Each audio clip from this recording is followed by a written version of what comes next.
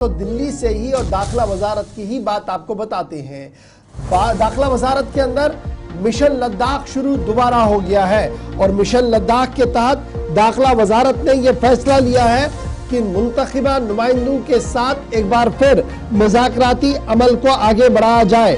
और दाखिला वजारत ने 3 लीडर्स लेह से, 3 लीडर्स करगिल से, सीईसी दोनों और मेंबर पार्लियामेंट और उसके साथ साथ advisor to governor lieutenant governor को मीटिंग के लिए तलब कर दिया है।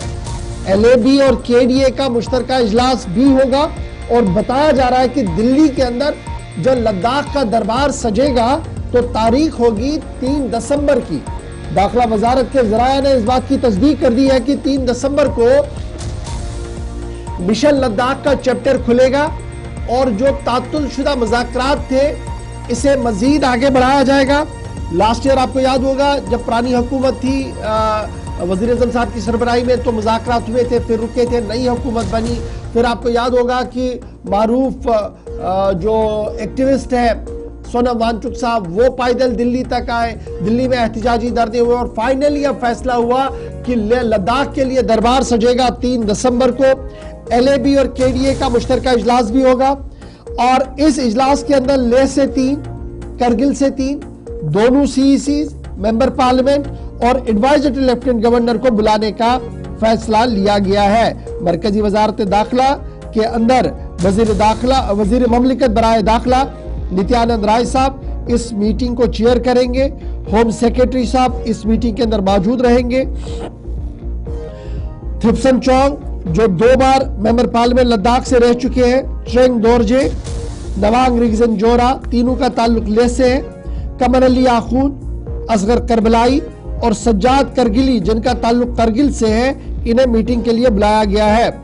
इसके अलावा लेह एपेक्स बॉडी, लेह हिल तरक्याती काउंसिल और करगिल तरक्याती काउंसिल के जिम्मेदारों को भी बुलाने का फैसला ले लिया गया है। और यह बात बड़ी इंपॉर्टेंट है, जहां तक एलएबी और केडीए की बात हम करें तो उनका मानना है कि जो 4 नुकाती फॉर्मूला उनकी तरफ से पहले ही सामने रखा गया है उसी पर गुफ्तगू होगी और उससे डिविएशन का कोई सवाल ही पैदा नहीं होता है। सज्जाद करगिली साहब हमारे साथ फोन लाइन पर ज्वाइन कर चुके हैं, इनके पास चलते हैं, समझने की कोशिश करते हैं कि अब ये जो दरबार सजेगा 3 तारीख को दिल्ली के अंदर, तो क्या एक्सपेक्टेशन है लद्दाख की। और दिल्ली से जो मोशन सेट किया गया है कि union territory as it is रहेगी और कुछ मजीद मामला, कुछ नए डिस्ट्रिक्ट्स बनाए जाएंगे, उसको लेकर पेशरफ्त करने की दिल्ली से कोशिश की जाएगी, तो क्या बीच का पॉइंट रहेगा। सज्जाद साहब बहुत शुक्रिया जी ज्वाइन करने के लिए। ये जो मीटिंग का डेट अनाउंस किया गया है 3 दिसंबर को, पहले तो इस पर आपका पहला रिएक्शन, क्योंकि काफी महीनों के बाद दोबारा से मुज़ाकराती अमल आगे बढ़ेगा, एक तो इस पर आपका रिएक्शन। और जो सेट एजेंडा है, क्या एजेंडा की कॉपियां तकसीम की गई है दिल्ली से कि जनाब इन पॉइंटों पर गुफ्तगू होगी, या जो ऑलरेडी सेट एजेंडा है उसी को लेकर आगे बढ़ा जाएगा। बहुत बहुत शुक्रिया गौहर साहब। सबसे पहले तो मैं गवर्नमेंट ऑफ इंडिया का, एमएचए का और एमएचए के उन तमाम ऑफिशियल्स का जिन्होंने इस डायलॉग प्रोसेस को एक बार फिर शुरू करने में अपना रोल निभाया, उन सब का शुक्रिया अदा करता हूँ। हमारा ये मानना है कि लद्दाख जब से यूटी बना है तब से लोगों के अंदर एक किस्म का रिजेंटमेंट है, एक किस्म का एक तशवीश है अपने सेफगार्ड्स को लेकर, डेमोक्रेसी को लेकर, जॉब्स को लेकर, जिन 4 मुद्दों को लेकर ले apex body, Kargil democratic alliance पिछले 5 साल से स्ट्रगल कर रही है। तो अभी ये डायलॉग का प्रोसेस जो थमा था एक बार फिर ये रिज्यूम होने जा रहा है। तो हमारी उम्मीद ये है कि ये जो 4 पॉइंट एजेंडा है और बहुत सारे इसमें जो एक बार हमने पहले भी आपको बताया था कि जो जॉब से रिलेटेड, गेजेटेड पोस्ट से related, Jammu Kashmir public service commission या लद्दाख पब्लिक सर्विस कमीशन के मुतालिक जो डायलॉग पे हम आगे बढ़े थे, हमें उम्मीद है कि उस पर कोई राह हल हमें नजर आएगा, उस पर हम आगे बढ़ाएंगे। और ये जो डायलॉग है ये यहाँ थमेगा नहीं, बल्कि ये कंटिन्यू चलता रहे और जितना मुमकिन हो सके, जितना जल्दी हो सके इन 4 पॉइंट्स पे हम किसी कंक्लूजन पर आए।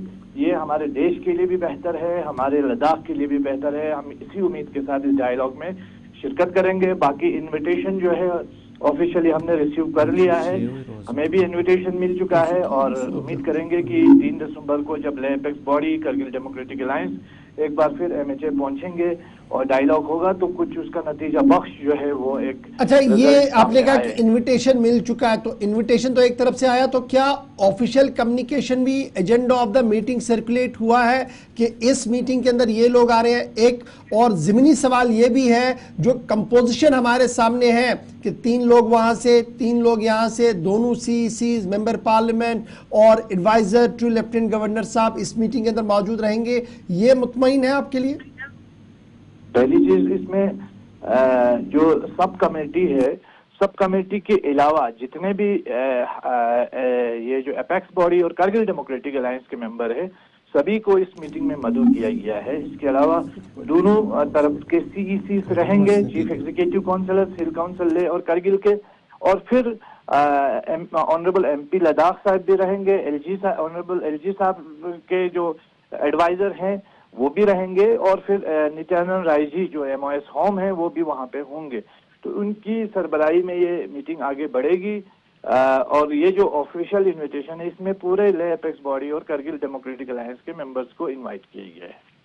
तो ये आपने कहा कि किस तरीके से हुआ है ये जो, अब जब आपकी मीटिंग भी है, खबर ये भी है कि LAB और KDA का मुश्तरका इजलास होगा, ये कब तक एक्सपेक्ट है?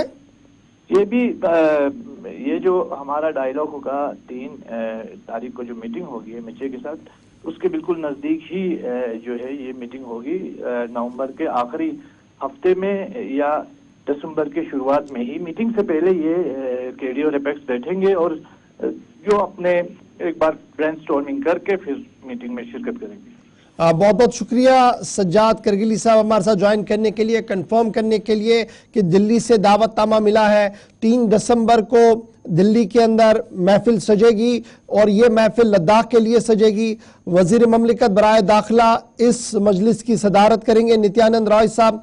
इसमें CEC दोनों लेफ्टिनेंट गवर्नर साहब के जो एडवाइजर है वो रहेंगे, 3 मेंबर ले से, 3 मेंबर करगिल से बुलाए गए हैं और मुश्तरका इजलास LAB और KDA का भी होना है। लेकिन इतलात और खबरों के मुताबिक जो लास्ट मीटिंग है उसी मीटिंग को आगे बढ़ाने की कोशिश भी की जाएगी। तमाम BJP ज़राए के हवाले से ये भी कह दिया गया है कि नए डिस्ट्रिक्ट और कुछ नए मामलात को भी ज़ेर बहस लाया जाएगा इस इजलास के दौरान। तो फिलहाल लद्दाख की जुस्तजू और लद्दाख का जो सियासी मुस्तकबिल है वो किस तरीके का होगा, क्या मुकम्मल रियासत का दर्जा बहाल होगा, क्या तरक्याती काउंसिलों में मजीद इख्तियारात मिलेंगे और किस तरीके से वहाँ पर बेरोजगारी पर काबू पाया जाएगा, रोजगार के महदूद वसाइल वहाँ पर है, इंफ्रास्ट्रक्चर वाइज किस तरीके से डेवलपमेंट्स होगी, उस पर अगरचे पहले ही दाखिला वजारत और वज़ीर-ए-आज़म दफ्तर कई बार बात कर चुका है। ताहम इस इजलास पर सबकी नजरें रहेंगी कि किस तरीके से ये अब आगे बढ़ेगा।